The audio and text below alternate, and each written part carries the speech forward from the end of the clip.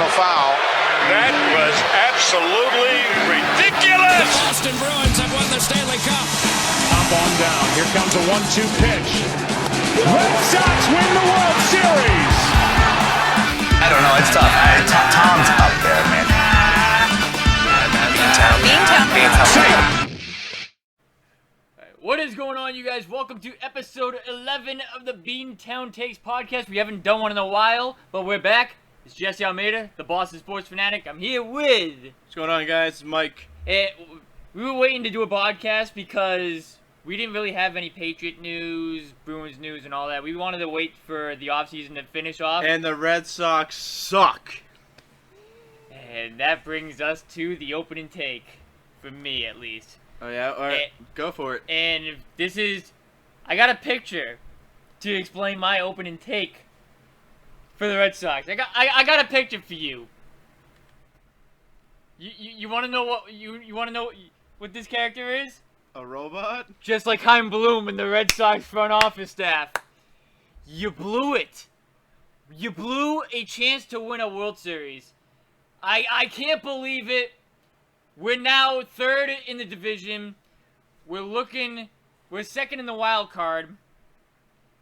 But we've looked like a JV high school baseball team so far. And I just can't believe the downfall of this team. By the way, after the trade deadline, this organization deserved this downfall. Let me rephrase that for you guys. I'm not talking about the players here. I'm talking about the organization as a whole. When you have a first-place team competing for first place, your team clearly overachieved the whole entire year.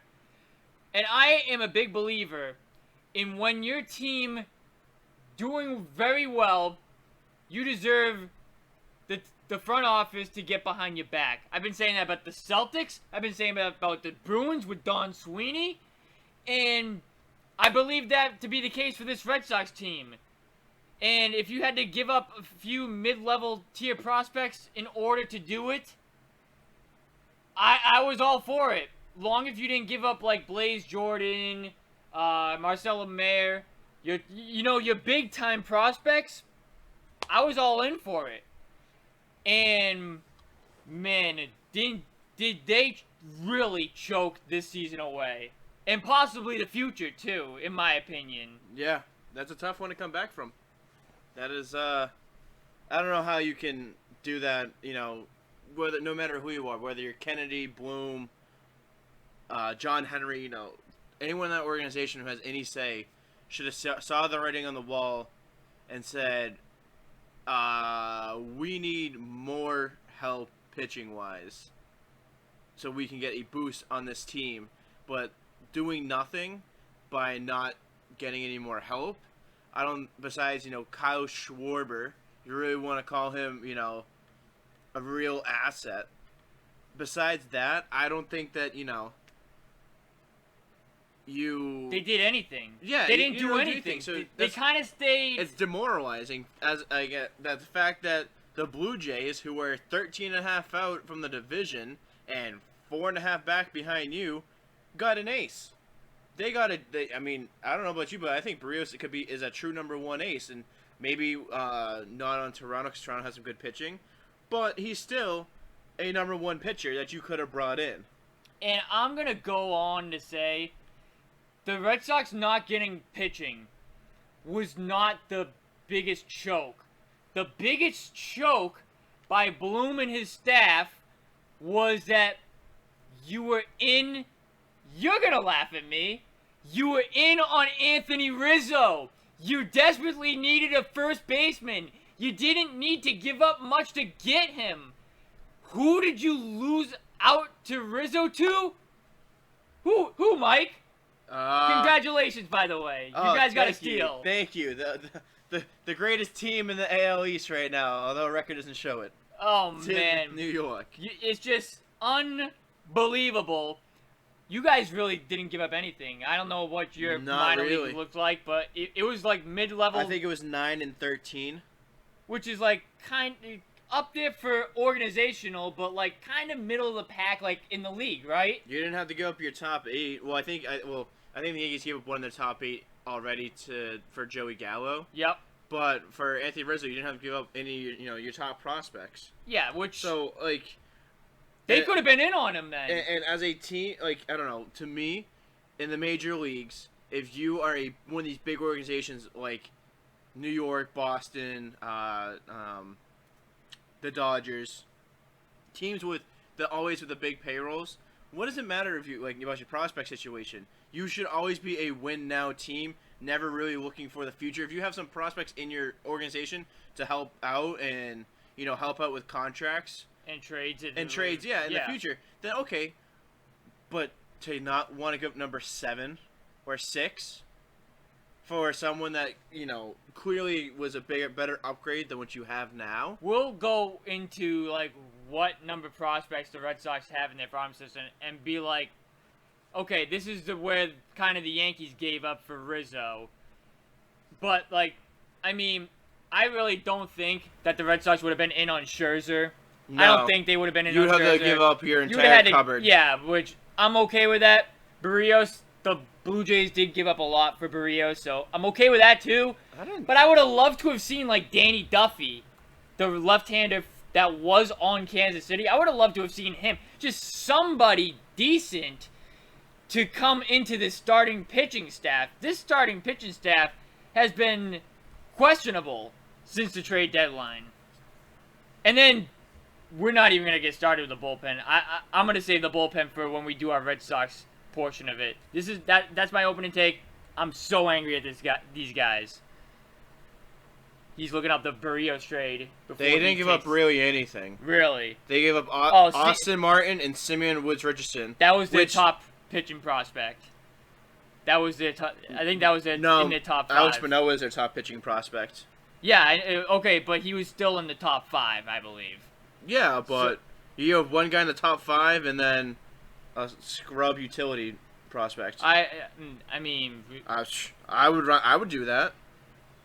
Right now, with your starting pitching looking like obviously terrible. Yeah. Obviously, with how these gutless bums have been playing this for the past month and a half, but like I don't know, man. All right, so I think I'm glad we waited to do this podcast because I think I know what your opening take is gonna be. I think I know what it's gonna be. Maybe. My opening take? Yeah. Going to be hold on, what's that song? Da na na na. Yeah. Da na na na. Hey hey hey. Goodbye. See you. I can't believe I was wrong. See you later. Don't let the door hit you on the way out. Here's your pink slip. Go have fun and go shove it somewhere. Because my God, he is absolutely terrible. Awful. I can't believe it. Because I really thought that he would go to at least the Tampa Bay game. At least. Just to have Mac Jones avoid the Tom Brady game and all that hype and whatnot. But no. See you later, Cam Newton. And like honestly, guys, this was a good move by the Patriots. He sucks and blows. Yeah, it was. He's horrible. And like I've been seeing so many people today saying, "I'm so sad. Thanks for all you've done." What the frig has he done for you guys? Name one thing that this guy has done for your team. He's stocked. He's blown. And then he's stocked and blown some more. I mean, you got me beat. Like, let's go back to podcast 1. You asked me who I feel like is gonna be the week 1 starter. I answered Cam Newton because of Bill Belichick kissing his ass and all that. But I think what really hit the nail on the coffin with Cam Newton was this.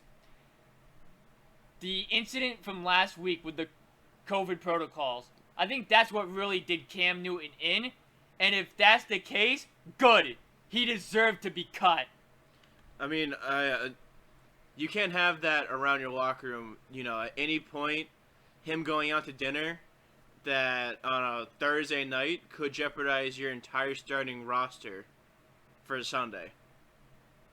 Because he technically, if he tested positive, you have to pull Mac Jones, I do believe, even though, I mean, I don't know this, hasn't been said, but I imagine Mac Jones is vaccinated because I don't see him on the sideline wearing a mask. So I imagine that means he's probably vaccinated. However, even though he's vaccinated, I do believe that if Cam Newton were to test positive, they would have to pull Mac Jones as well due to close contact. So you would jeopardize Cam Newton, Mac Jones, and probably Brian Hoyer.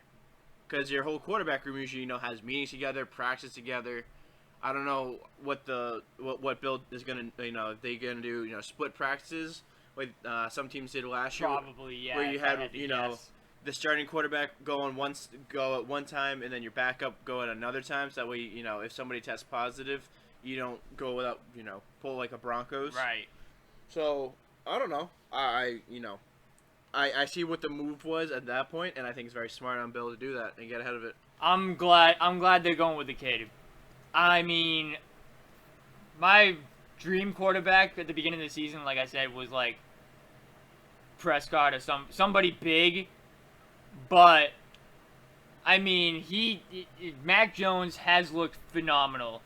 I heard today over the radio, all of his drives in game, I believe, were touchdowns or field goals. They scored. All right, he's playing against second and third strings. All right, you can't count the preseason for this kid because he didn't play true ones. Yeah, but I mean, no. You don't play true ones. You don't get your stats are bummed to me. You have to play against real people, real competition. That's like saying you're putting if you put Marcelo Meyer against, rehab, 38-year-old pitchers. Of course he's gonna look good. They're going against people who are, shouldn't even be in the league or are borderline in the league. And this kid's a top prospect. So what? Okay. I think what won Mac Jones the job was last week when he was the main quarterback of the practice squad. Because last week when he was going up against the Giants, he was facing their ones.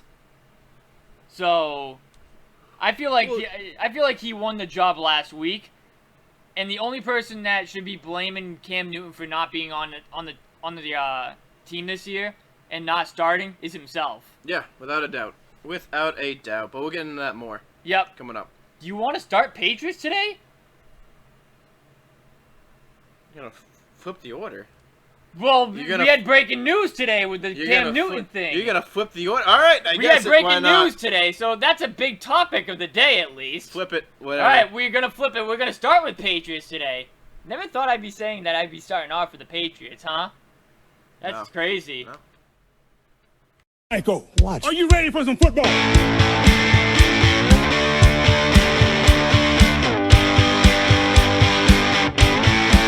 love the Patriots.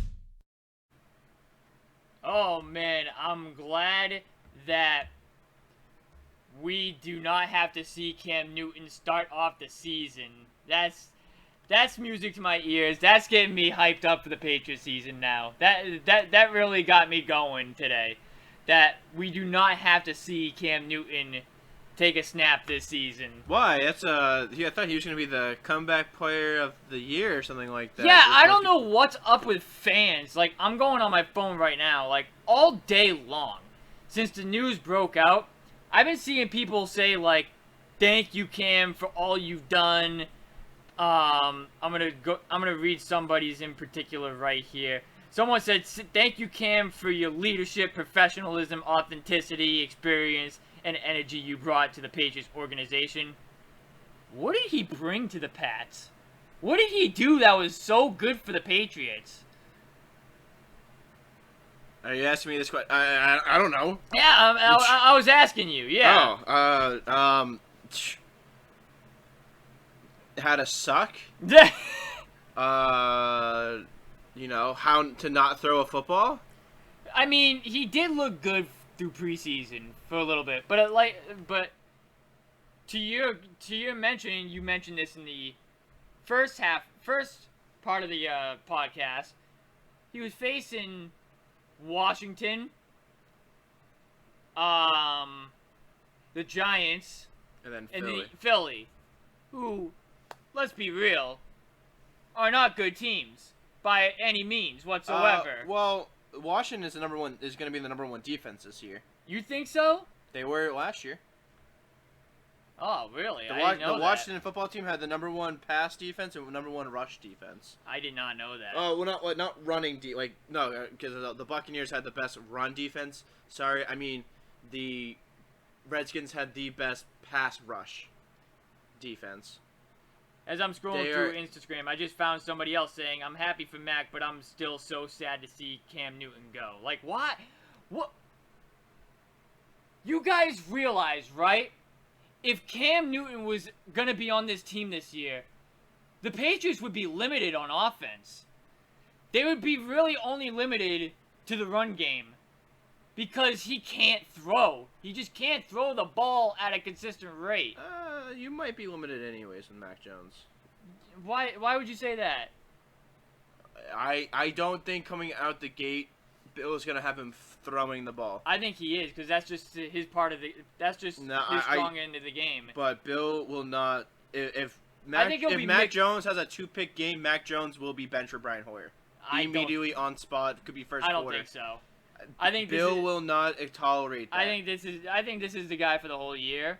Bill will but- not tolerate mental mistakes where you start throwing interceptions. Yeah, but like that. That's why he doesn't like rookie quarterbacks. We've seen Tom Brady throw like 2 interceptions Yeah, in a game. but Tom though. Brady sees defenses, and he Well, this is Bill trusts Tom to make those corrections. If Mac Jones comes out in the first 2 quarters and starts getting spied and picked on, he's gonna bench him because he doesn't like the lack of experience. That's why it took forever for Bill to even make a move to make him even the starter. If Bill didn't think that Mac Jones wasn't ready, I think you still see Cam Newton here. with the team.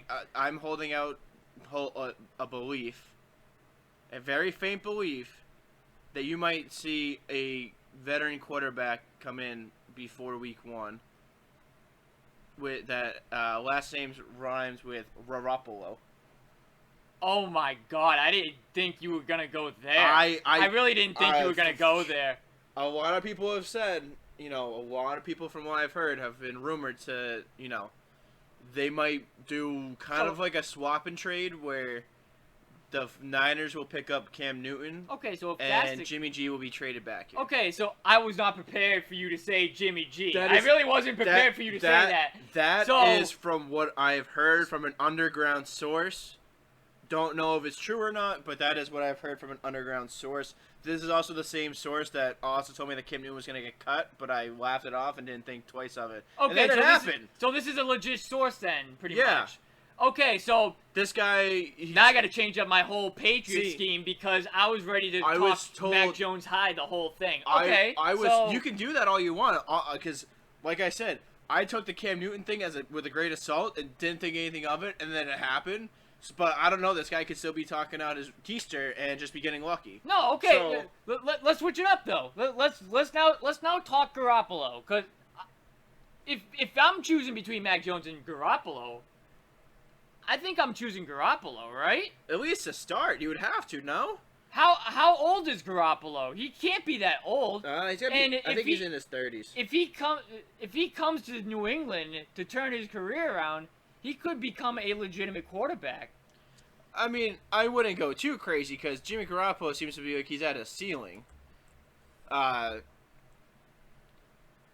You know what he's gonna be? He's gonna be he's 29. He's gonna be 30 in November. That's not terrible. No, I'm not saying he's old, and I'm not saying he's broken or damaged goods like Cam Newton was, but I also don't think I would want Jimmy G to be the quarterback of the future. I just think that he would be a better bridge guy and a better mentor to Mac Jones than Cam Newton because they're the same style quarterback. Yeah, I get what you're saying. Yes, a more I get what you're true saying. pocket Yes. passer that you can roll out, and they can roll out the pocket in a bootleg style and can run if needed, but they do not run it like unless it is needed. Ooh. They don't just tuck it and run when they don't find the opening, and they stand in the pocket and can throw it. I would rather that. So I don't know, man. That is from what I've heard from underground source. I'd probably rather have that too. It's a better tandem than Newton and Jones. It'd be nice to have that, because if you had Garoppolo come in for like for the Brady game, let's just say, for example, That'd be hilarious if Jimmy G starts that game and Jimmy G just puts it and just shoves it down Tom's throat, and then the debate between, well, would you rather have one Super Bowl with Brady or 10 more years with Jimmy G? Oh, that would be even better. Oh, that'd be so fun. That would be hilarious if Jimmy G just absolutely just gives it to the Bucs. But unrealistic, to avoid the but it'd be rookie so funny. to avoid the rookie from having that mentality damage from that game, possibly. That's what my biggest fear of Mac Jones starting is game. Yes. That fourth game. Yes. If he goes out there and he gets rocked and he gets destroyed on that field and he throws 5 interceptions. Yeah. How the hell is he gonna bounce back from that? He's probably okay. The only adversity that he's probably faced is being the reserve quarterback at Alabama. Now, mind you, to be the reserve quarterback at Alabama, you got to be damn good. Yeah. Because he got a full ride scholarship to Alabama, but eventually he started.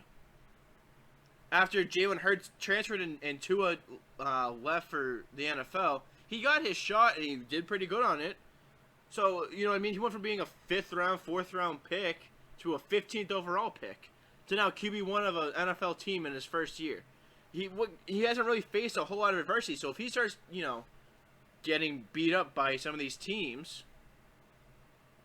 I don't know. I don't know how he's going to bounce back from that. Okay, I understand where you're coming from. At first, I thought you were going to go something completely different, but you went a different route, and now I can see your point with that. I'm just glad that they decided to give the keys to Mac Jones at the moment. At the moment, I'm glad that they gave him the keys.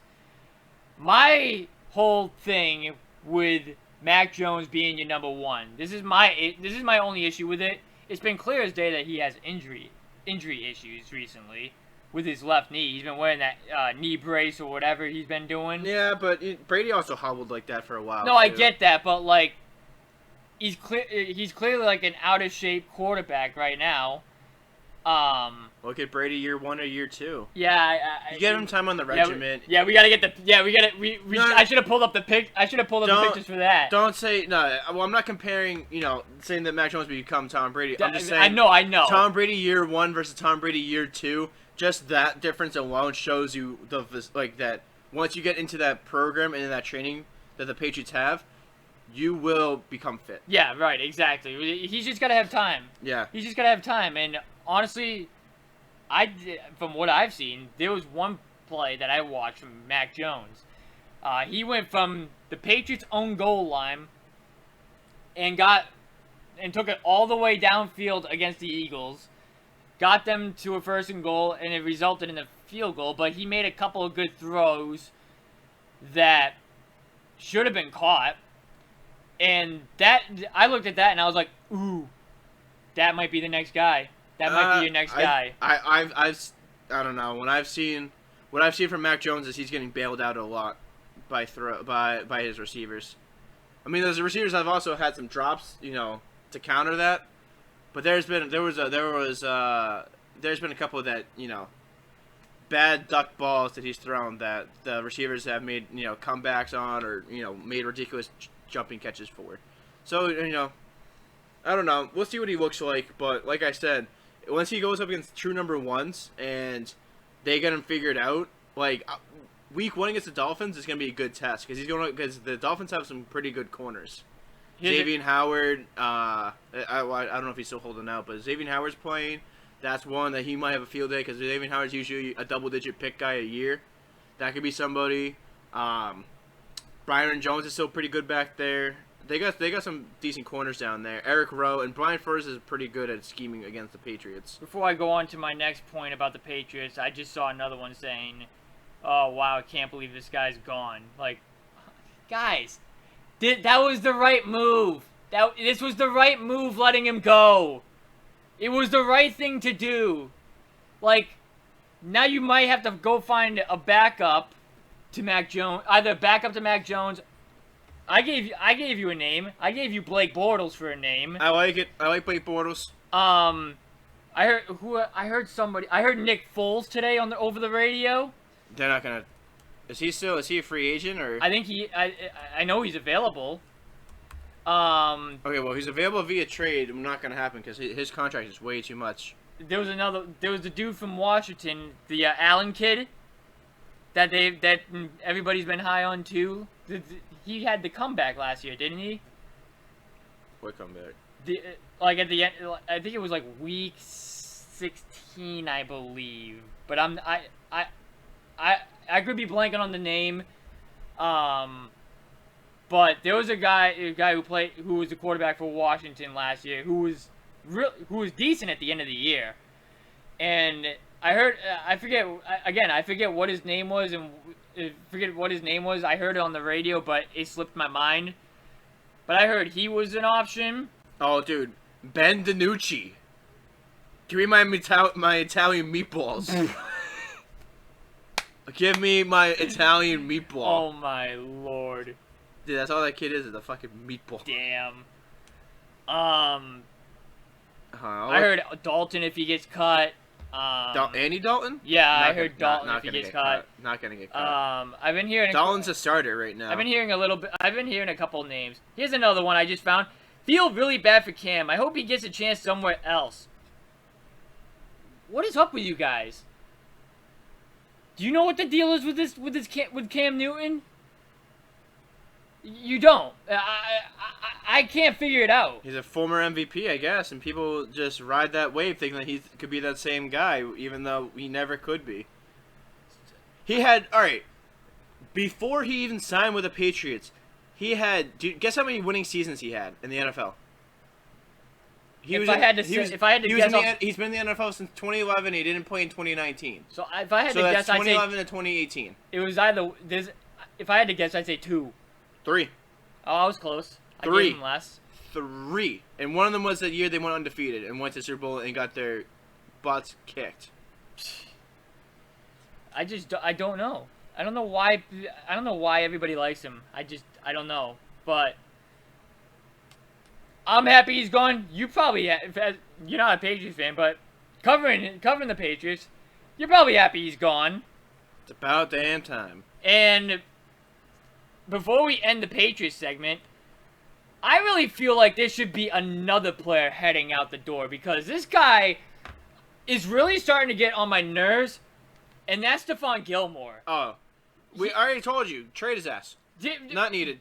So he went on the PUP list today. The PUP list, yeah. Yep. So that for some surgery, which I think is BS. I don't think he's hurt at all because in July he was asked if he was 100% ready to go, would he report to training camp? And he said, if I had to, yes, I'm 100%. So how, in a blink of an eye, are you not 100%? No, this is easily a part of his contract situation. Like, I don't know what his deal is and what he's trying to do. I guess he's trying to get more money or something like that, but like for me at least, for the regular working person, this is not the way to do it. This is just not the way to get a raise. Like sitting out for 6-7 weeks and not report to training camp and the preseason, like this is not the way to do it. If you want a raise in real life, like as a regular working person, you got to work your ass off in order to get that raise, and you got to show them that you deserve that raise. He's not showing anything to this team right now. He's showing that he's cowarding out to try to get a bonus. Yeah. It's not the way to do it, and it really pisses a lot of people off. Yeah. I would right now. I would sell him high because for some reason you could probably get a first for him. You could get some actual players for him. Yep. I would. I don't know why they wouldn't. It just let J.C. Jackson step up in that number 1 corner role. Yes. You have Jalen Mills, you have Duggar, you have Jonathan Jones, Georgia Juan Williams is okay. You just got Sean Wade. Welcome to the team, Sean Wade. Yes, sir. Also welcome to Sir Big Fatty. Third string right guard. Yes, sir. Durant. Yes, sir. But you still have Adrian Phillips, Devin McCourty. You got Michael Jackson Jr. back there. Or senior, I should say. Michael Jackson Sr. So you have people. Like, it's not like you're hurting at that position. And you could probably find another cornerback to come in to be a slot guy. But let J.C. Jackson play shutdown corner out there. Find out what he can be. Because right now he's on a second-round tender. I don't think he signed an extension yet, right? No, he didn't. So you can use that money and get, you can use half of the Gilmore money. Sign J.C. Jackson long-term, cheap now, before he balls out the season and it's going to cost you. That's what I would do. It's aggravating. Gilmore's aggravating. And you know who else has been aggravating? The Boston Red Sox. They've been aggravating. Sit back, relax, get some popcorn, because this segment might last a long time on my end. Ladies and gentlemen, the battery for Boston Red Sox. Like I said before we transition into the next segment, kick back, relax, get some popcorn while you're at it, because this shit's gonna be good. Oh my god, I have a lot to say on this Red Sox team. I have so much anger towards this team, if you guys did not read my article on the front office choking the season, that's on the website. Go read that. You guys obviously will then know my opinion on this Red Sox team at the moment. But Chaim Bloom, John Henry, the front office of the Red Sox, you guys should be a damn shame of yourselves. A damn shame of yourselves. This team deserved all the help they could get from you guys because they've been playing so well. They had a first place lead in the American League East Division. They had one of the best records in baseball at one point. They overachieved. They were all playing well. And what do you do to get this team help? You get an injured Kyle Schwarber who was out for 2 weeks. Was it 2 weeks? Yeah, 2 weeks. And so far has not really shown much power since coming back from his injury. Austin Davis, a gutless bum from Pittsburgh. And who did you give up for him? You gave up a young player in Michael Shavers who, yes, was struggling this year. Yes, he does not look like the prospect that he looked like in the beginning. But he's only, 24? 25? And that's who you're trading Michael Chavis for? Come on. You couldn't have used Michael Chavis for a part of a package to get, I don't know, Anthony Rizzo? Who you need desperately at first base because your first base right now blows? Bobby Dahlbeck, yes, has turned it around at the plate. He's been hitting out of his ass recently. I mean, his average is 230? Yeah, around 230. But his defense is so bad. You can't afford his defense right now. You're in the hunt of a wild card race. And right now, guys, it really looks like you're going to be either, 1, losing to the Yankees in a wild card game. 2, a first-round exit in the American League Division Series if you get past a wild card round. Or 3, not even in the postseason at all. And that's sad. That is very sad. And there's few guys who I give the blame to. And that is the robot, Chaim Bloom. This character's name is Wally. Don't you get it a little bit? What are you guys hitting me for? Such a bad joke. Such a bad joke. But still. Just keep going. You That's get such it? a bad joke. But anyways. Such a bad joke. But anyways.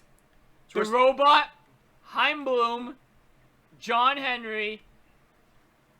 I forget who the chairman is.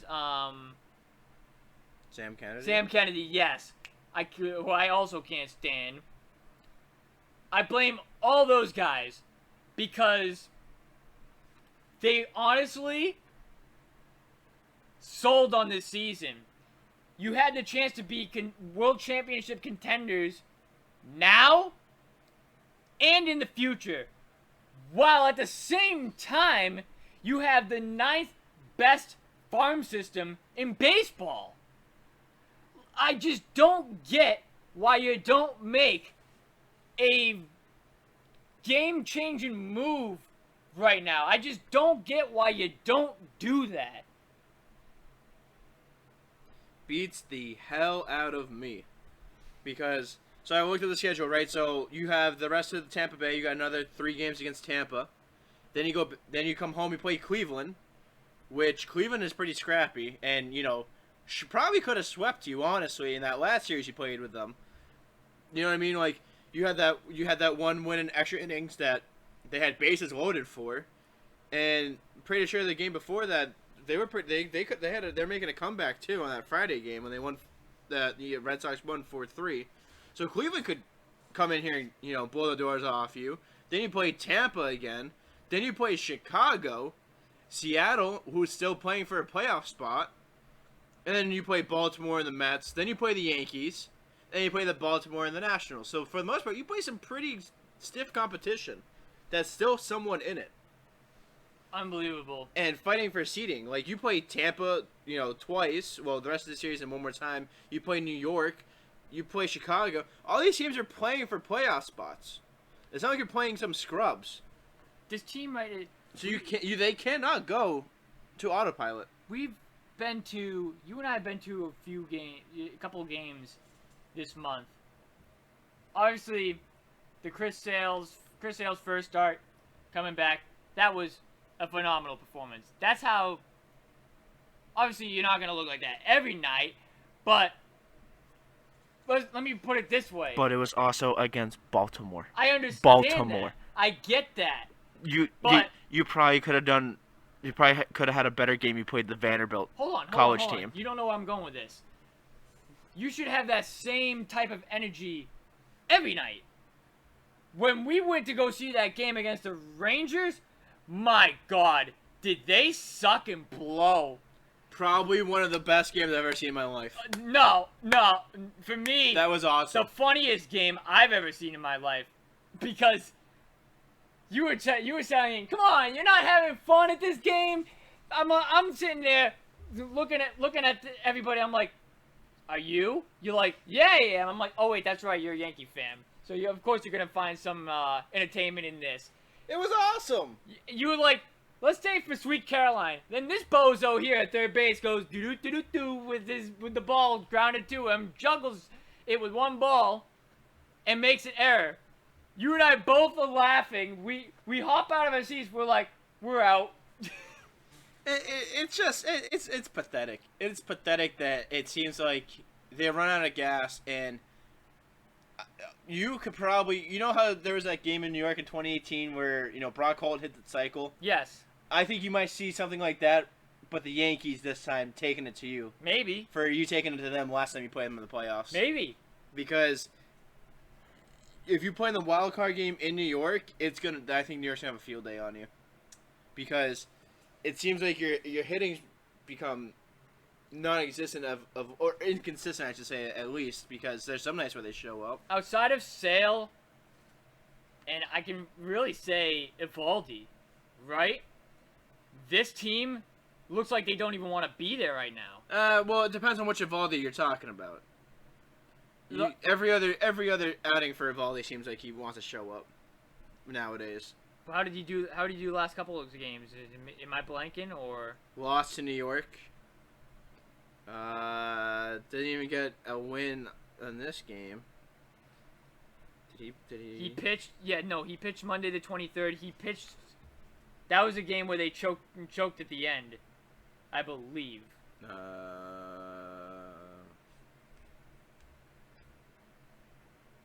Game log, yes.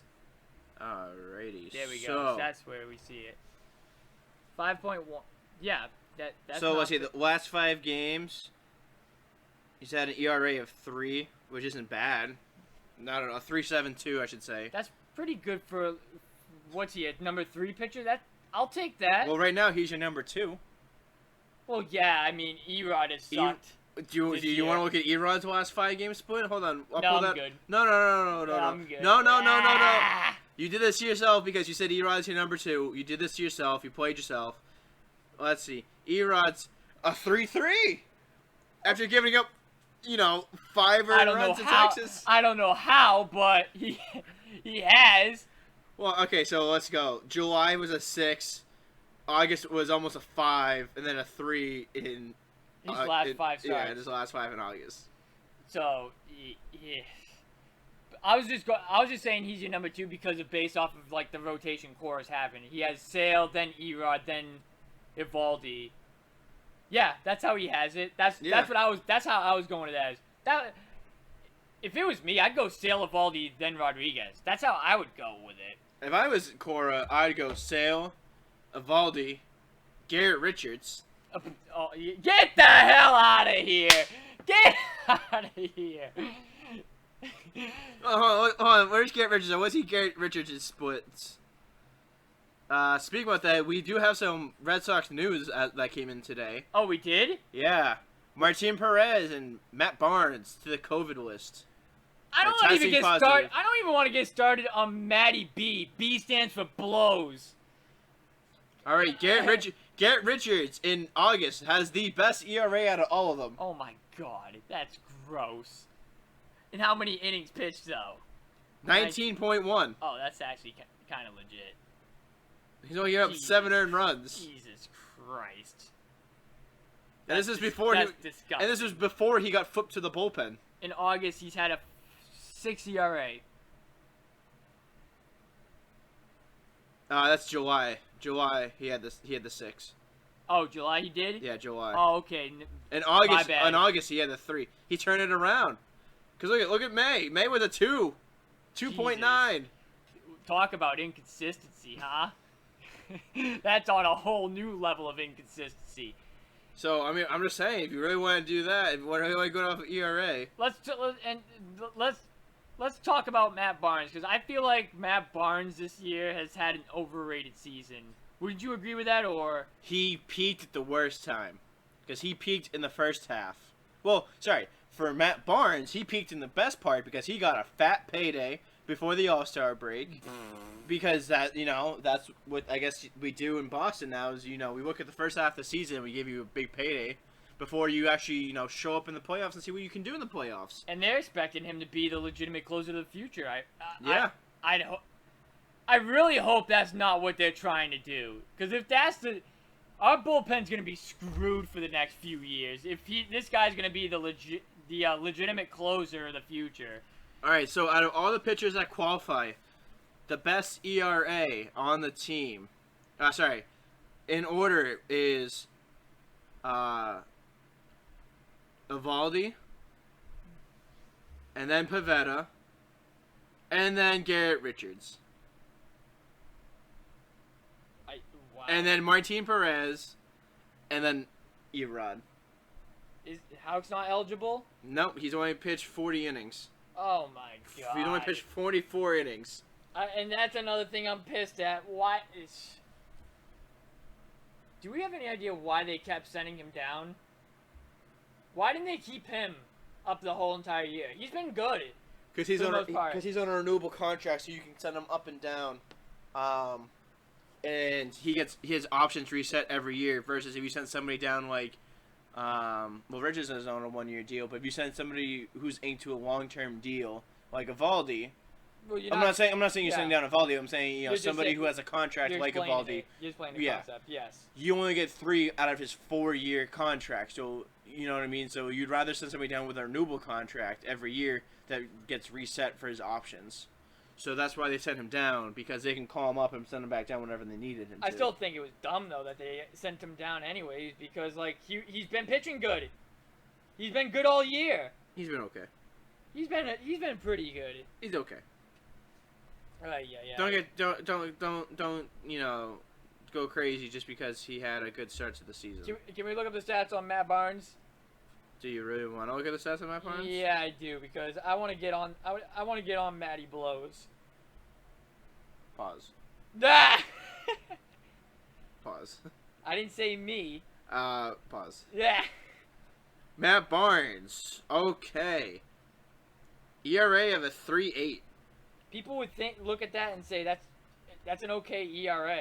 Not if you're the closer. How many blown saves does he have?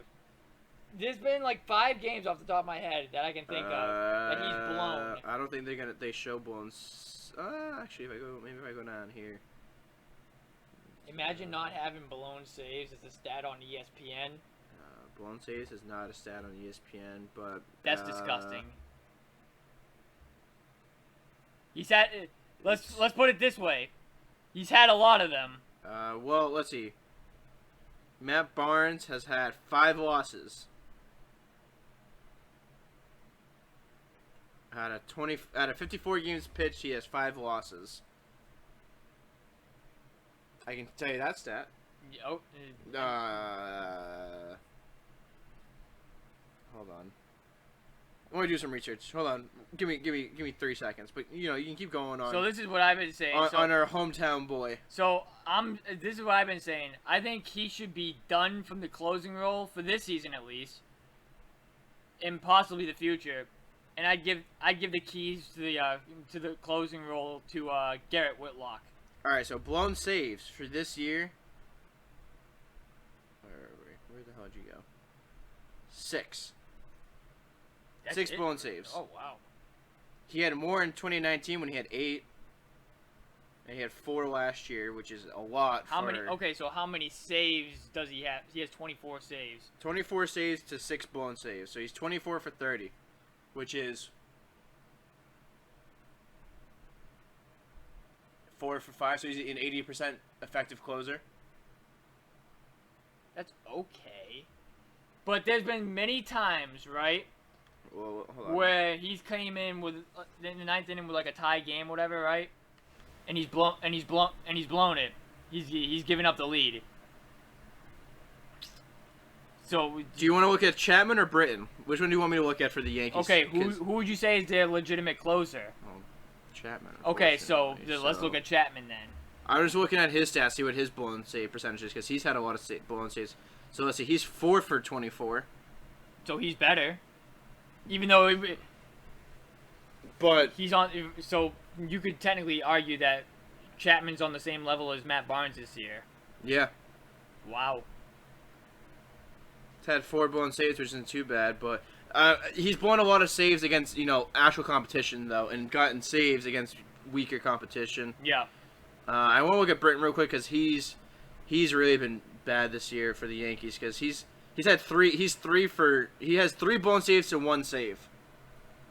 He's not really a closer. He's only been a closer for when Chapman was out. But still, he had 3 blown saves to 1 save.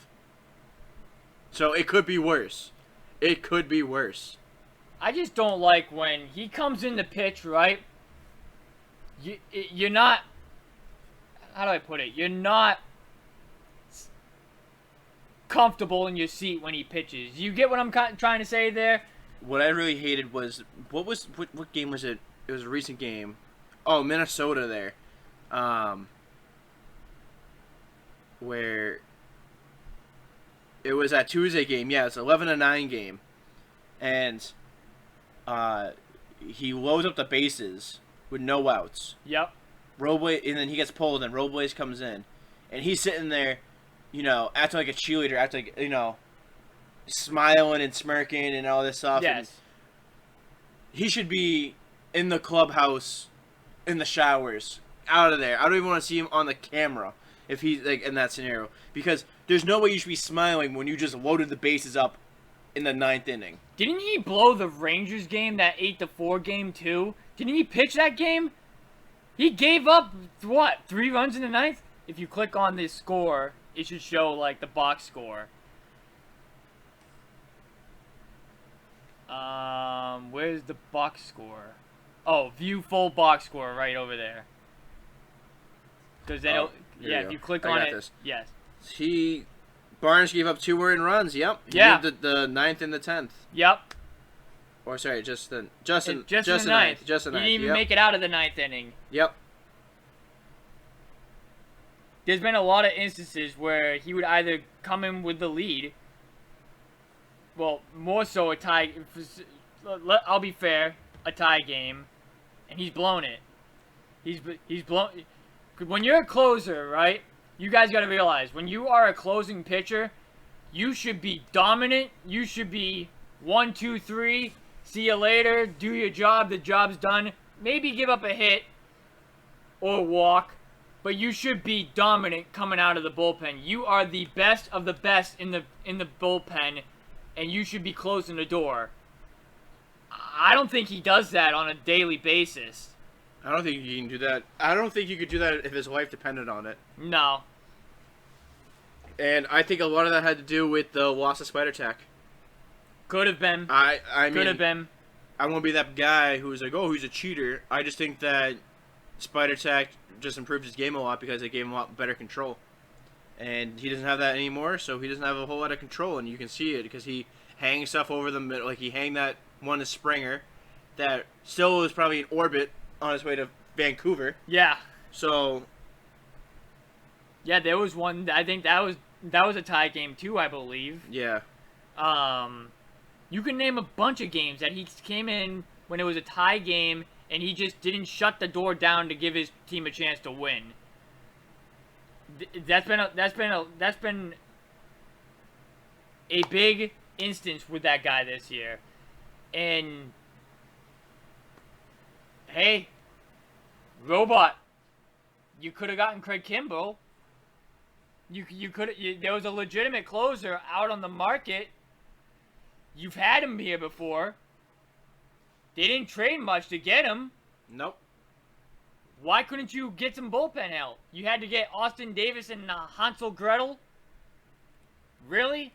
Why? That's who we're getting for bullpen help? Alright, so my big gripe with Bloom is that he's still running this operation as if he's on Tampa Bay.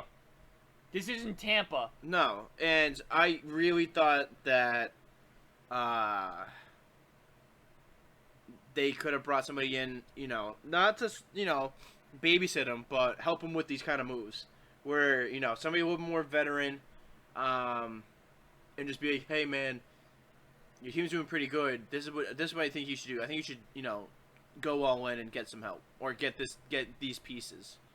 I heard a rumor, and I hope this isn't true, with the Red Sox. The reason why they didn't go all in the trade deadline... Don't say it. Don't say it. Is because they didn't want to go over the luxury tax. And that's embarrassing for an organization that their payroll could be $208 million and they could easily pay it off. Or your reasoning last year was to get under was because so you could go back over the luxury tax to win, and you don't go out here and they had a winning team, and they decide, hey, we're not going to do anything because we don't want to go over the luxury tax and pay the tax. That's embarrassing. Two guys, free agents right now that you could pick up. Brad Peacock, formerly of the Astros, pretty good relief pitcher. Roberto Ozuna. I think Brad Peacock is on the Red Sox right now. I think they claimed him. Oh, is he? Isn't he? Just kidding. He might be starting tonight, actually. Is this the same? Is this the same guy you're talking about? Yeah. It is. Never mind. They already picked up Brad Peacock. Wow, look at that. They're ahead of the curve. But Roberto Ozuna, one of the most dominant closers of the past 2 years, free agent. Free agent. I think his past has something to do with that, though. Ozuna? Yep. Ozuna, yeah. He doesn't have a past. He was arrested. No. That's the outfielder. No, it was Ozuna, I believe. No, that's the other. That's the left fielder that he was on the. What's his name? No, Ozuna was on the Blue Jays. Ozuna was on the Astros. Look it up. I promise. Roberto Ozuna was on the Astros because that's who I get him from every year in the show. I promise you. You're talking about the guy who was on the Ozuna, Marcell Ozuna, he was on Atlanta. I'm not, That's who you're thinking of Yep, because he's the one who got arrested. Roberto Ozuna was before too. No. I'm telling you right now. I'm almost 90% positive. Look up. It should say. That was an injury, why they released him. Look up, Ozuna. Marcell Ozuna was the one who got arrested for beating his wife. Yes, that's what I'm talking about. That's Marcell Ozuna. That's the hitter. The actual, power hitter for the Braves. He was the one who got arrested. He did too, Roberto though. Ozuna did not do that. He did too, though. They just have the same last name. That's why the Blue Jays traded him. They didn't trade him. Yeah, they did. Look it up. Look up Roberto Ozuna arrested. I guarantee you it'll pop up. Domestic violence. Yes. Yeah. Told ya. The hell? This Yeah. was in 2018. This is after he became the best closer in the MLB. And he This was is this was before he became the best closer in MLB. I still think that plays a question mark to people why they're not signing him though. Because if that wasn't the case, he would have been signed to a team already.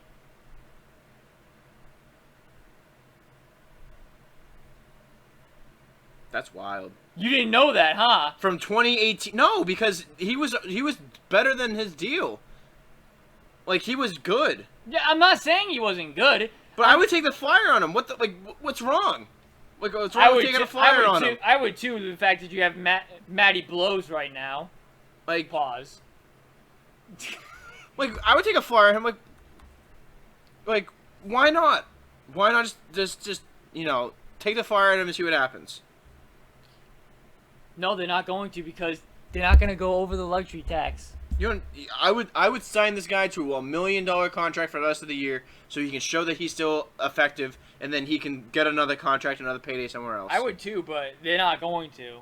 No. They're not going to because they've already sold on the season. I haven't found coverage on this anywhere past 2018.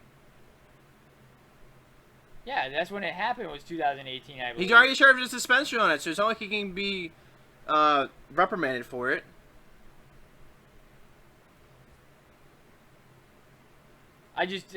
This guy, I just don't get why he's not signed then.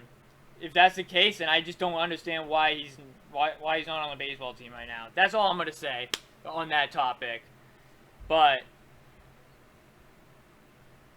I know you're laughing at us. I'm just saying it's a better closer than Matt Barnes. Because Matt Barnes... It's not Matt Barnes, it's Matt Blows.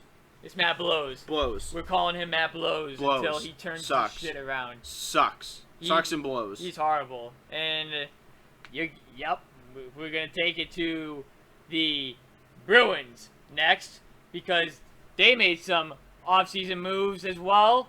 And some big surprise, couple of big surprises actually from the offseason for the Bruins. And that was a long Red Sox segment. What's up, Boston Bruins? Boston Bruins!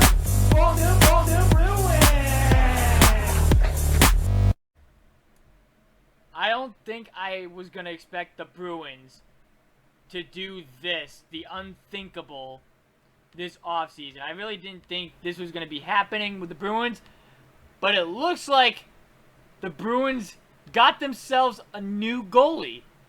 Yeah. I honestly can't believe it. I think it's time for a change, but the change is not the guy who we thought it was going to be. Definitely not who you thought it was going to be. No. Linus Omar. Linus from Charlie Brown, as they call him. Linus. Linus, yes. It's the same thing. Yeah, I mean, I didn't even have this guy on my radar. I didn't either. Never even heard. I saw him a couple times, and from what I've seen, he looks okay for the most part. I mean, he has a winning record with Buffalo. Says a lot. That says a lot. Yeah, he has a winning record on a team who has nobody. So you're leaning your head over this way a little bit, and I know why. Why is Tuca still on the roster? That's what I was curious about. That's weird.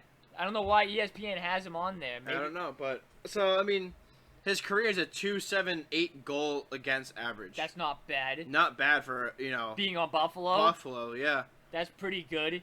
So, you know what? I'll take it. And how old is he? 26, 27? Oh, 20, just turned 28. Sorry, just turned 28. Okay, so for me at least, the contract thing is a big question mark, because they're giving him $5 million a year, where yes, he has been good on Buffalo, but he really hasn't shown much in his NHL career yet. So what do you want him to show when he's on Buffalo? He doesn't have he's only given up less than 3 goals a game with a true. defense as bad as Buffalo's. True, but name me one Buffalo defender right now. I can't. Exactly. I can't. You know what I mean? Honestly. They have no shutdown defenders. So it's not like, he had a brick wall in front of him. So I think he's good. I think this guy's going to be good. I really think he might. I'll give him a shot. I'll give him a chance. He can't choke as bad as Tuca has in the postseason recently, right? No. And that's where I want to lead to with Omar. What does this mean with Tuca? Do you think Tuca retires? Or, because there's been rumors coming out that he's still open to returning to the Bruins. I don't know what the deal is with Tuca, to be honest with you. He's still here in Boston. They had pictures of him at concerts at Fenway.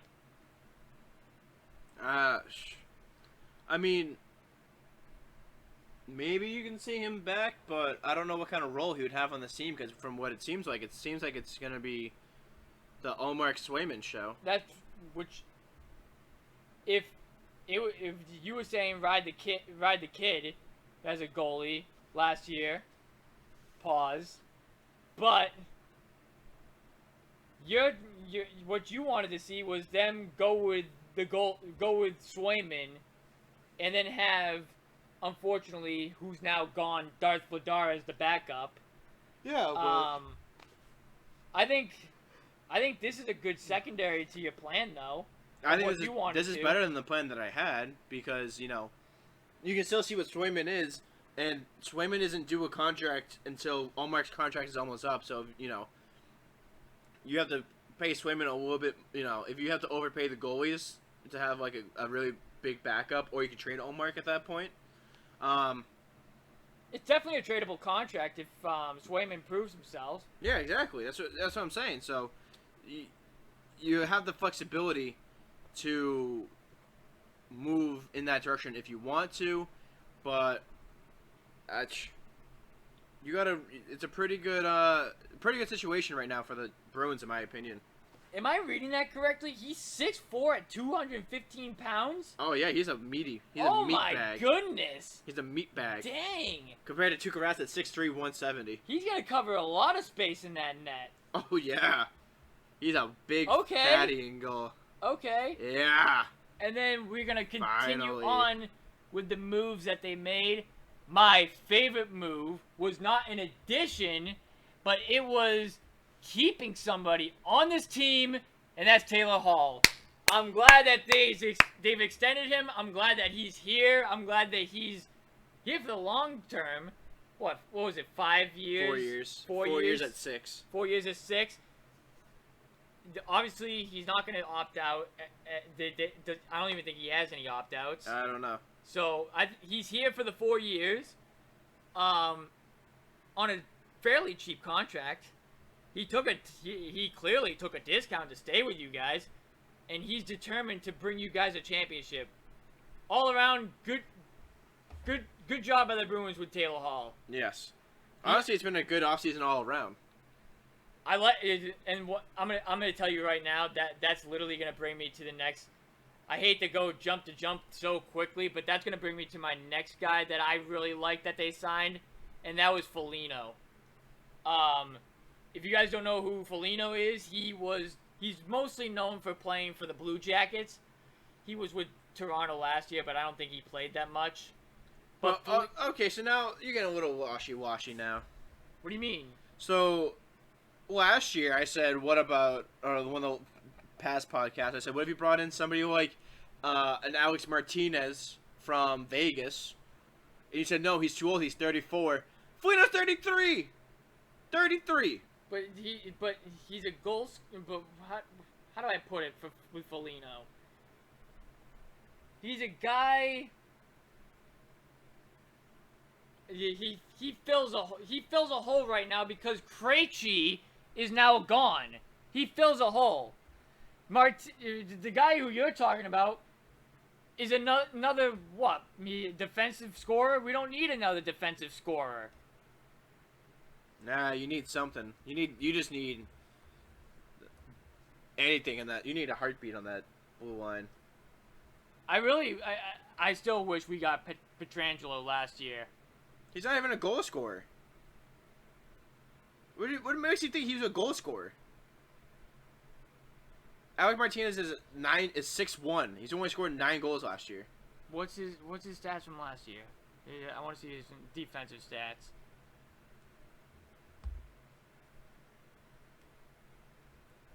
I just wanted size for defense. That's why He's 6'1". You can't get bigger than that. Well, you can, but you can. And for defense, yes, you can. Okay, well, versus what you have, defenders 5'8". All right, you got Carlo, but then you have 5'11". You signed to someone who's 6'4", 5'9", 5'11", 6 feet, 6'2". Actually, he retired. 6'2", 6'1". John Miller, who's never going to see the ice again. Mike Riley, 6'1". Vacanam will never see the ice again. Zaboral, 6'2". I mean, I guess, but like, I don't even know what his contract was. What was his contract? I just saw it said 3 years, just $4 right million. there. That's kind of a lot for a 34-year-old. I don't know how much they gave Foligno though, but Oh, look this up. oh, he's gonna pull it up for you guys. So I just want to call you out for being washy-washy. Thank you for that. Yeah. Calling you out. Okay. I'm calling you out for your baloney. Okay. Almost rhymes with Foligno. But yeah, this guy fills the hole with Krejci because Krejci is now gone. He's signed basically $4 million. Oh. 7.6 by 2. So 7.6 by 2. So that's 3.8. 3.8. Okay. I mean,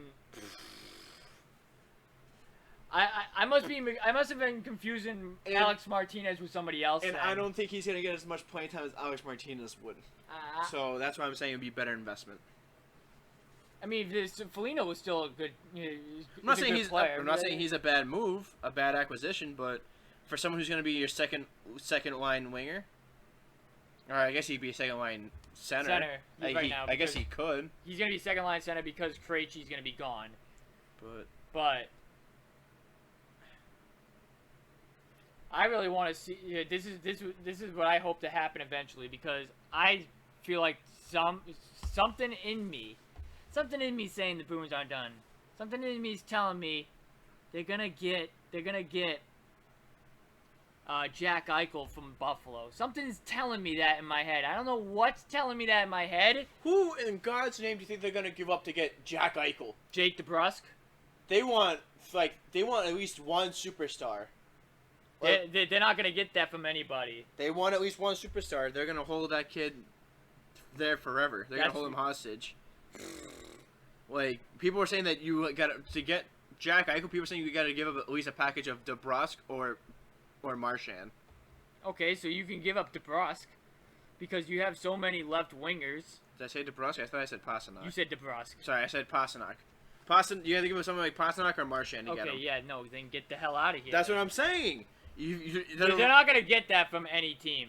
There's no way they're gonna get that. They're not, but they're asking for it. And that's sad for Eichel that he's not gonna get out of Buffalo. No, but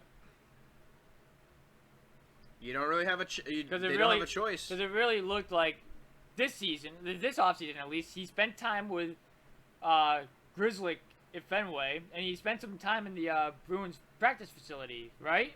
Yeah. It looked like he kind of really wants to be here. He's got some connections here with the Bruins, and they're just gonna hold him hostage. He went to college in Boston. Yeah. I'm pretty sure he's from New England too. So that's too bad. Here's some other names that the Bruins got. He also mentioned Derek Forbort, the 6'4" defenseman that they got. Eric Holla, who, if I'm not mistaken, he played for Nashville. He's another left winger, I believe. Yeah, he played for Nashville. He played for Nashville. Okay. I mean, I would have loved to have seen a better name for a defenseman, but I mean, But I mean, he's a 6'4" left shot defenseman. Those don't come around very often. That doesn't know. So. And he's only 29. I mean. And then you can always pair him with somebody. You know, you can pair him with Mike Riley, or Connor Clifton. You know, or if you ever really wanted to, you could always put him with Carlo and do like an enforcer type line. So here's what I think. With a 6'4" and a 6'5". So I think you're gonna see McAvoy and Grizzly running the first two. I think, you know, Helen Keller could have called that one. Well, I'm just saying the order.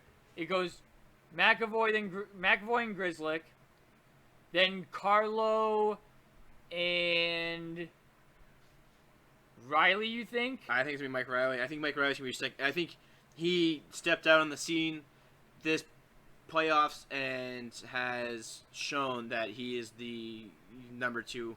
And okay, so let's go. And plus, he's a left shot. Carlo's a right shot, so you can split them up that way. Okay, so let's go to that. Carlo and Riley, I agree with you that. Okay. And then I think it's going to be Forbort and Clifton, because that's another left shot, right shot, I mean, yeah. 5'11", 6'4", you know what I mean? It's, you know. All right, that is going to be Kampfer. I really don't think Vakanainen is going to ever see any more playing time. He's only 22. I don't think he's going to. I think Vakanainen is going to get traded. I could see him being a package for for a legitimate trade for Eichel. I could see Vakanainen, DeBrusque, picks for Eichel. Like 17 first-round picks for Jack Eichel. You would have to do like a Brooklyn Nets style to get Jack Eichel. Well, I mean, hey, who knows? I mean, speaking of basketball. Segway. Are you ready for the first? Let's say, do you want to call it a ripping of the new GM of Brad Stevens? Why not? Why not? All right. Why not? Why not? All right. We're gonna rip on the Celtics next because they did something really dumb, in my opinion. They did something really damn stupid.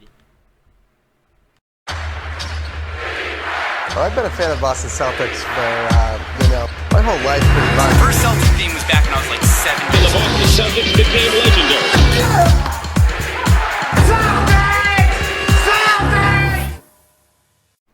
Alright, Celtics offseason has come to an end. A very, very disappointing offseason, as I really was hoping, and for my rebuild at least, oh yeah, damn, that's right. We didn't even get your rebuild up yet. It's whatever. All right. Well, Ben Simmons is still coming to Boston. no, yeah.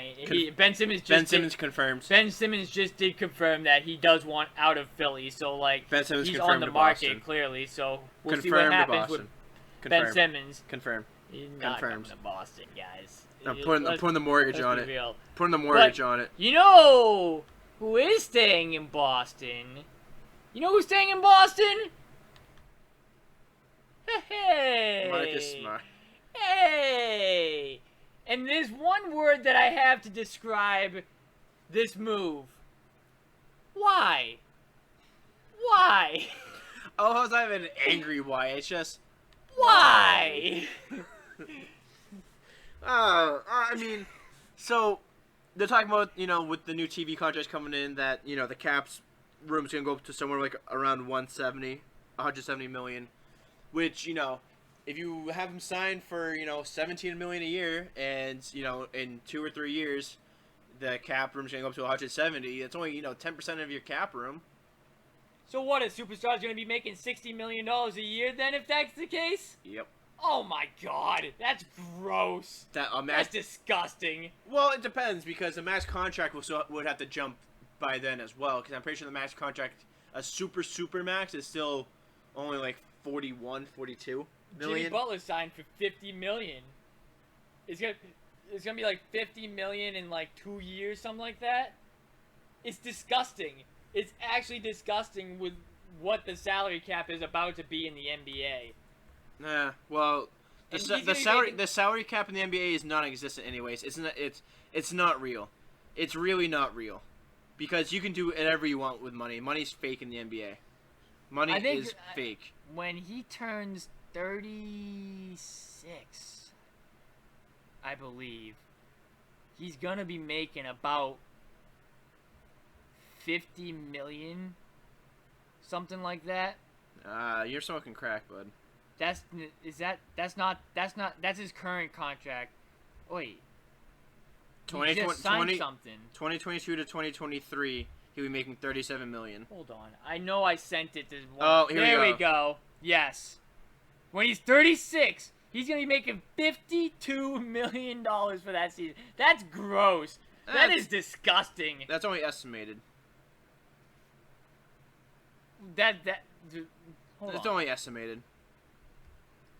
So it says right there the cap, well, because the contract isn't officially official. It's official, but it's not kicking in yet. That's why it's estimated. Yeah, exactly. It's only estimated. But if he's gonna make $52 million at the age of 36, that's disgusting. I think that's more of a thank you for what you've done with the Heat last year, for giving it your all. I think that's really what it was. For, like, with that, that iconic photo of him, dripping in sweat playing 48 minutes in the finals, I think that's what it really was. I think Pat Riley paid him for his hard work. What a story. What a story for Jimmy Butler. What a story for Marcus Smart, somehow being able to get $20 million a season right now. What a story for him. Marcus Smart's making...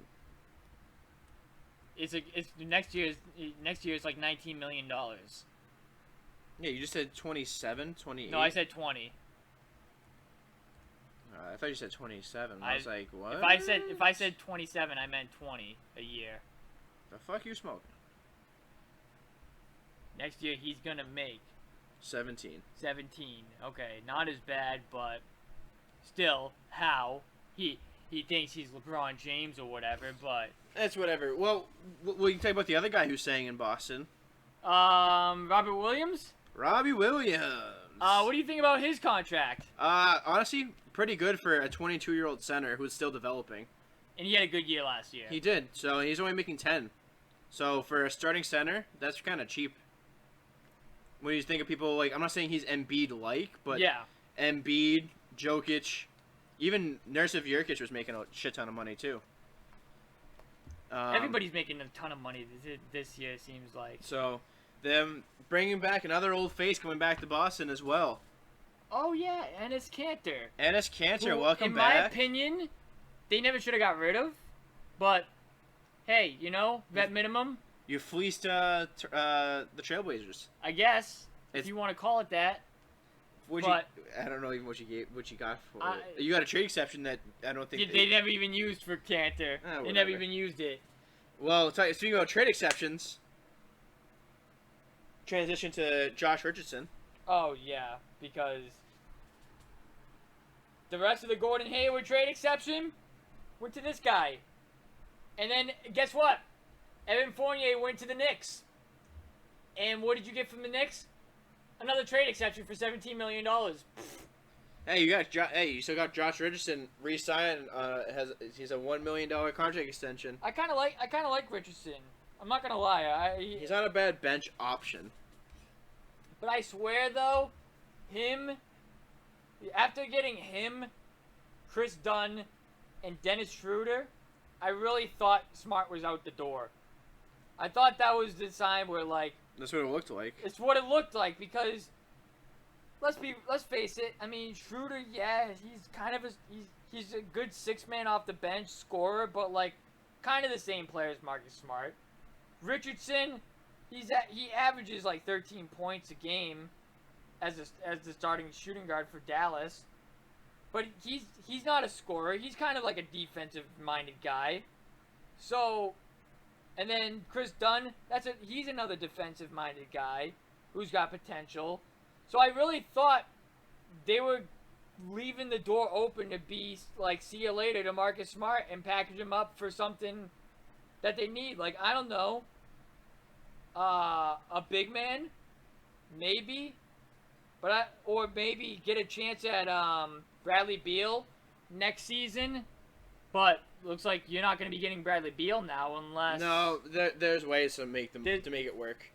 There's a lot of ways to make it work. It's disgusting how you have to do it to make it work, but it's like you have to renounce everybody and waive Al Horford, and basically it's going to be, it'd be Brown, Tatum, Smart, Rob Williams, and Bradley Beal, and then vet minimums contracts. Yeah, which you're not going to do. No, but that's technically if you want to get Bradley Beal. Or a sign and trade, and you trade a big contract, which would be either Marcus Smart or Jaylen Brown. But yeah. Washington wouldn't. I mean, if they know if they're gonna lose Bradley Beal to the Celtics in free agency, do you think they would take Marcus Smart? Maybe just get something back. Just get something back. Yeah. I mean, you never know. You don't know, but it's just too bad. I mean, and then this guy, I'm welcoming him with open arms. Gee, I remember when he was on Atlanta, and he always gave it to you in Atlanta. The reason why I'm welcoming him with open arms because he helps their bench so much, and he's gonna be determined to get a payday because for some reason turned down a 4-year, $84 million contract extension with the Lakers last season. I don't know why he did that, but to me, thank you. Thank you for doing that, because now you're on the Celtics, and you're possibly going to be helping us out this year. Go for banner 18. So I thank you for doing that, and welcome to Boston. I hope his time here is good. I hope he performs well for us, and who knows, maybe he can be a good bench piece for us in the future. But what do you think about Dennis Schroeder? He was a good pickup, but I'm I don't know what to say. I mean, quite honestly, I think I'd rather Schroeder start than Marcus Smart at point guard. I would too, but I don't think that with Smart's contract, I think you almost have to start him at this point. You never know. It depends. This is gonna be interesting to see what they do. Anyways, I mean, quite honestly, I think they're what would probably be the best thing to do would be to start. I'm gonna sound crazy, but would be to start Pritchard. Just because that way you have your bench coming off the bench would be Schroeder, Smart, Richardson. I got a lineup. Which is not a bad bench. I got a lineup for you. Pritchard, Smart, Brown, Tatum, Williams. So that leaves your bench as Schroeder, Richardson, Naismith, Horford, Cantor. Yep. It's not bad. That's not really bad, but I just would never put Marcus Smart and Jason Tatum on the floor together. Unless it's a closeout. Because the more you have Smart out there when Tatum's out there is taking shots away from Tatum and Brown. And you can't take shots away from Tatum and Brown. You have to push them into shooting more. I agree with that. I mean, but I don't.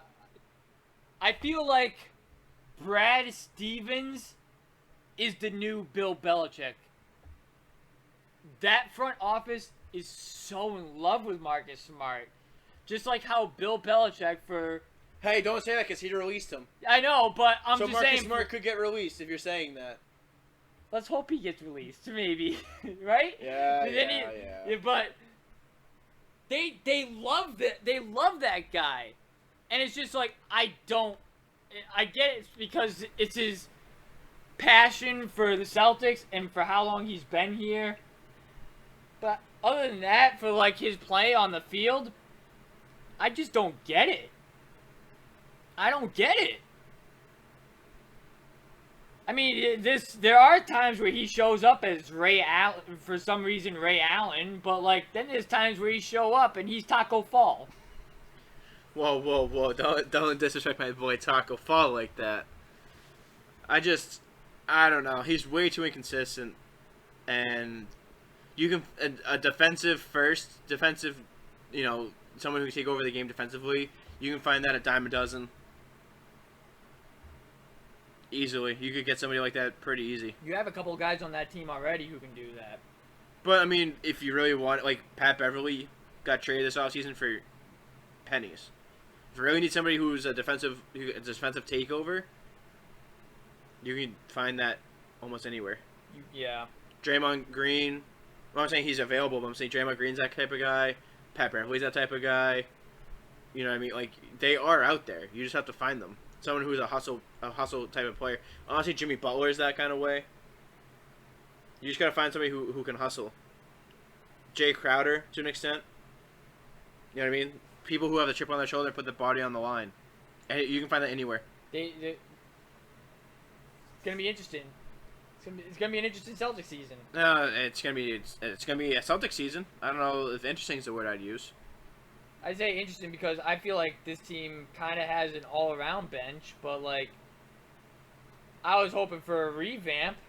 Yeah, no. But no, not gonna get that from Brad. Not gonna get that. Not gonna get that from this front office staff because they're so in love with their players and they overvalue all those players. Yep. Who I can't say about Bill Belichick anymore. Whee! So. Green Teamers! Exactly.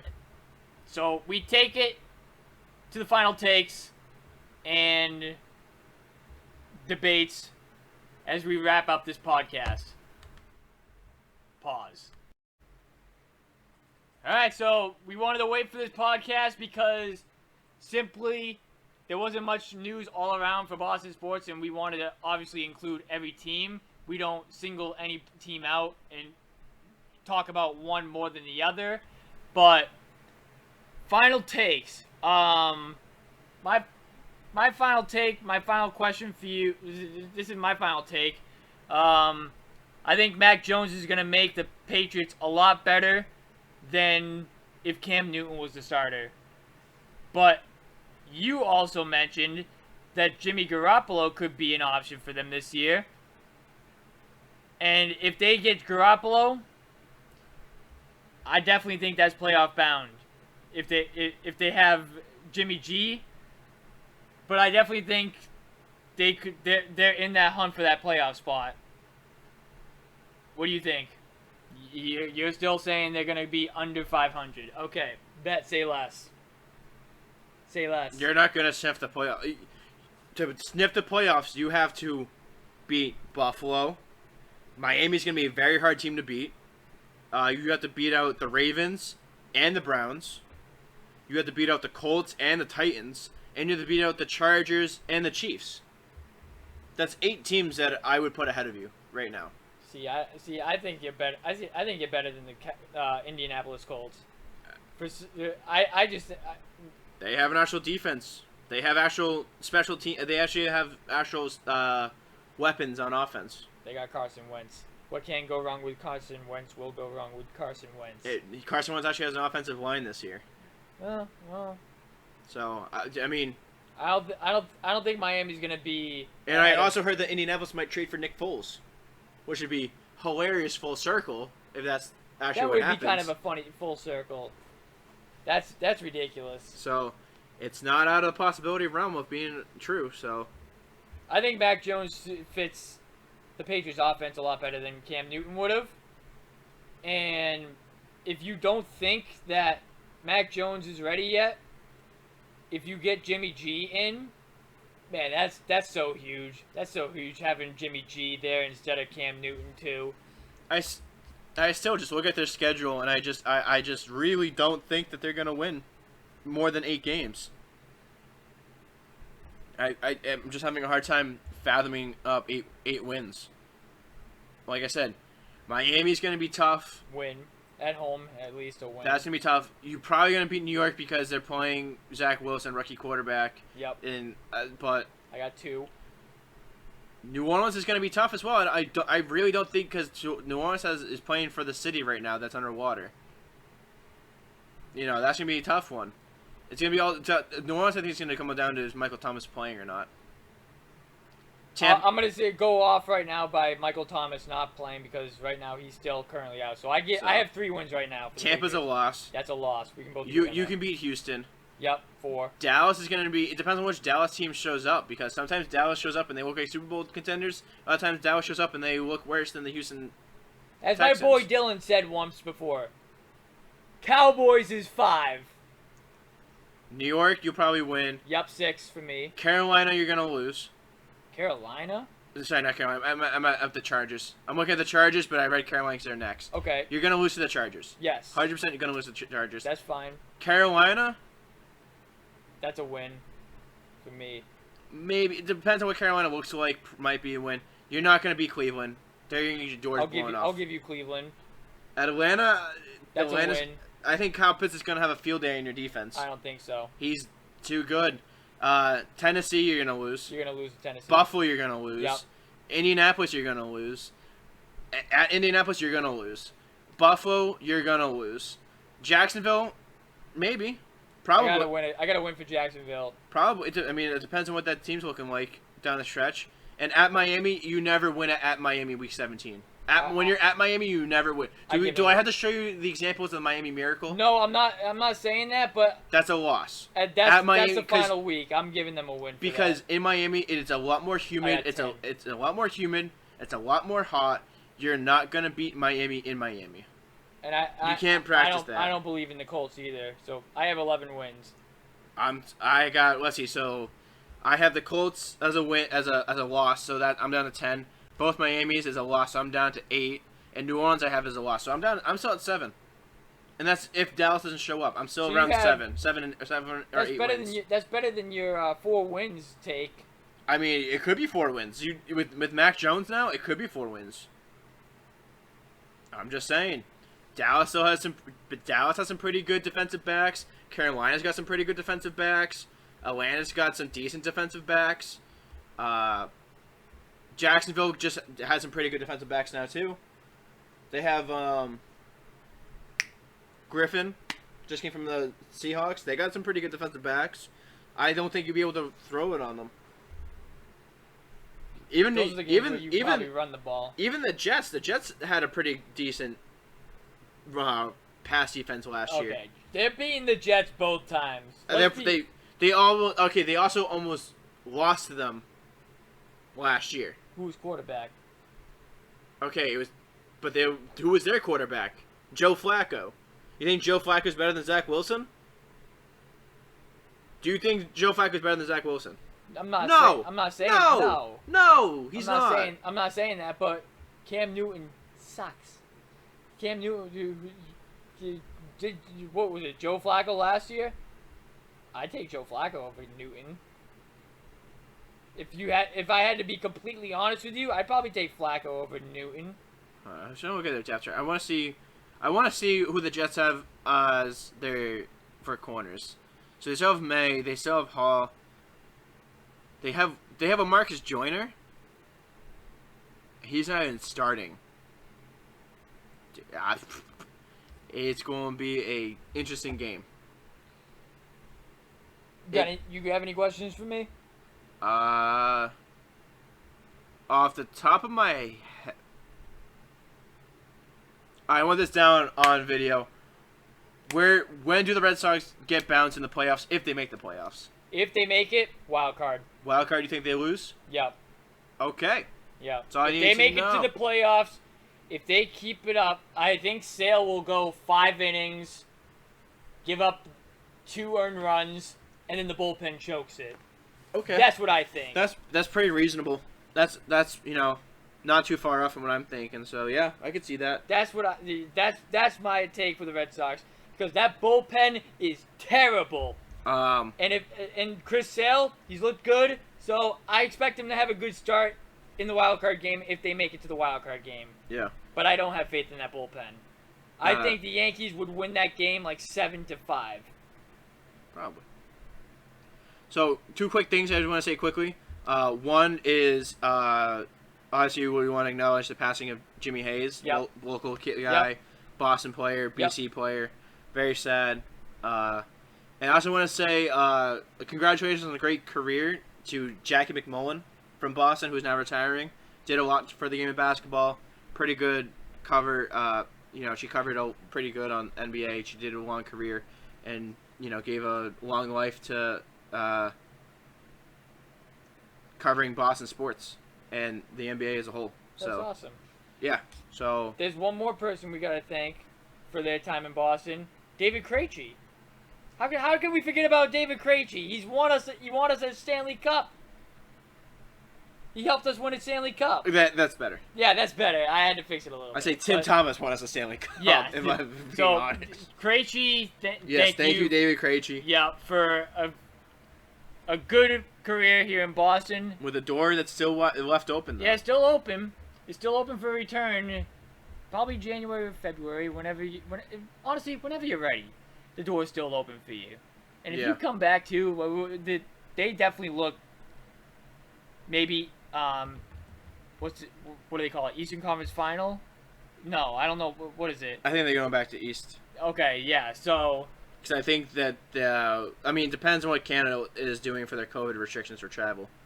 yeah. So So it comes down to. yep. So that's that, guys. Yeah. Thank you guys for watching. I know it's been long overdue. We got it done. I'm gonna write up a Krejci article this week, because that's definitely long overdue too. Been backed up a little bit. We're gonna get back on the articles. Yep. This month. If you want, Mike, you can definitely do a Cam Newton one and make it funny if He you doesn't want deserve it. one. Oh, He doesn't even deserve damn. one. I know an article we can do for. I definitely know an article we could do. Other than, because I'll take the Krejci one. We can definitely do off-season recaps. Yeah. That's definitely something we can do, and get our thoughts on that. Red Sox, we don't need to write one right now. We got our thoughts on the Red Sox at the moment. We'll have a season recap when their season's over for an article. Yeah, give it a month. Oh wow! So yeah, okay. In a month it'll be over, so. Yeah. So thank you guys for watching. Thank Hope you you. guys enjoyed. Leave a like down below. Subscribe right now if you're new. You already know what to do. Go check out our website. Link in the description. And if you guys want to donate to us to help us out to go to games, meeting players like us going to meet Verdugo. Yep. That was fun. I wish you were there, but like. Yep. But it was still a good time. Yeah, you had stuff you had to do and all that, so Yeah. couldn't make it. But that's in the description below as well. Once again, thank you guys for watching. It's been Jesse, It's been Mike. and we're gone, guys. See you later.